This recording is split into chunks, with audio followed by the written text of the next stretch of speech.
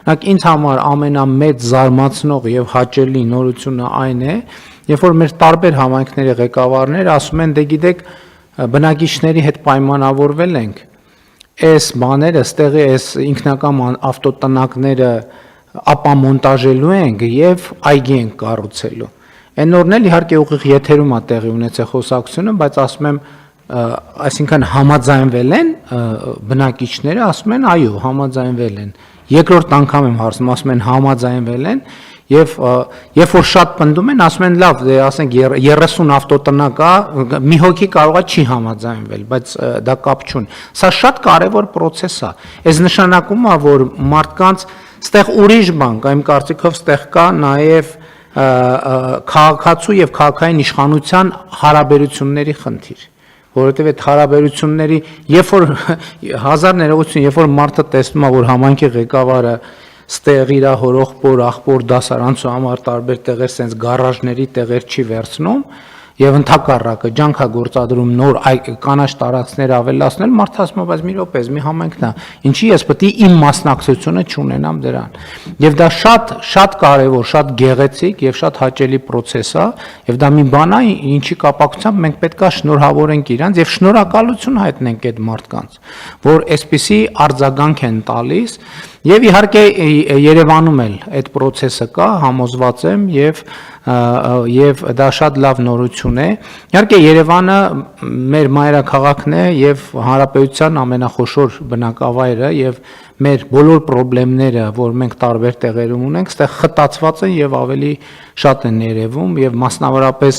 ամեն օր գրեթե ամեն օր մենք տեսնում ենք եւ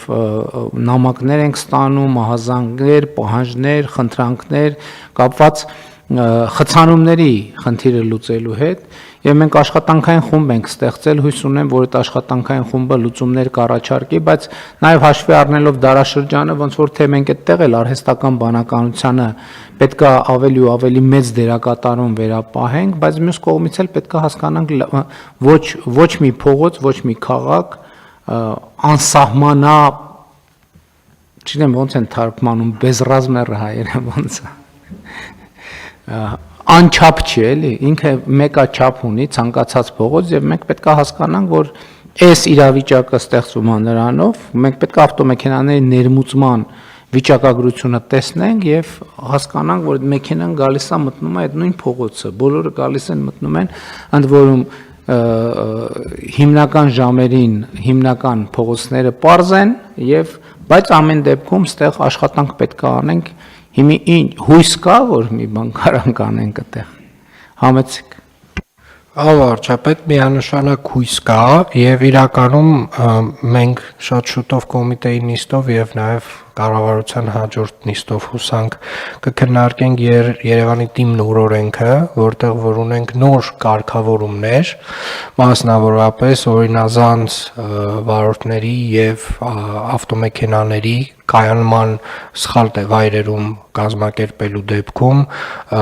այսպես ասած, այդ քարշակ ծառայությունը արտապատվիրակելու հնարավորություն ենք ստեղծում եւ իրականում երկու կոմպոնենտ կա, 3 կոմպոնենտ կա մեր ընդհանուր խցանումների հետ կապված, առաջին կոմպոնենտը միանշանակ ավտոմեքենաների քանակն է։ Միայն Երևան քաղաքում տարեկան մոտավորապես 12000 ավտոմեքենա է գրանցվում եւ բոլորը մտնում են երթևեկության մաս են դառնում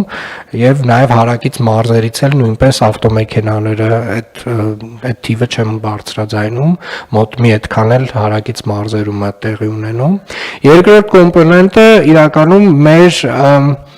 վարելու պրակտիկան է։ Ինչքան էլ որ դա տարօրինակ չէ, այնուամենայնիվ մենք մեր շատ խցանումներ առաջանում են, որովհետև օրինակի համար վերջի վայրկյանին ընդեղին լույսի տակով անցած մարդը գնում է եւ կանգնում է խաչմերուկի մեջտեղում եւ դա էական մեծ դեր ունի, այսինքն մեր վարելու պրակտիկայում մենք բազմաթիվ խնդիրներ ունենք եւ երրորդը արդեն ձեր ասած լուծումներն են,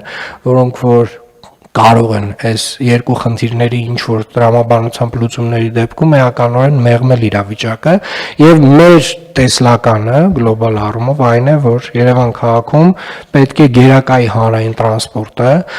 տրանսպորտը պետք է ունենա առանձնացված գծեր, հանրային տրանսպորտը պետք է լինի ամենահարմարավետ միջոցը քաղաքով տեղաշարժվելու համար եւ նաեւ կառավարությունը տեղել ջանք չի խնայում, ուզում եմ տեղեկացնել պարոն վարչապետ, որ 45 տրոլեյբուսները, որոնք որ ձեր հանձնարարականով եւ կառավարության ֆինանսավորմամբ Երևան քաղաքը ստանում է,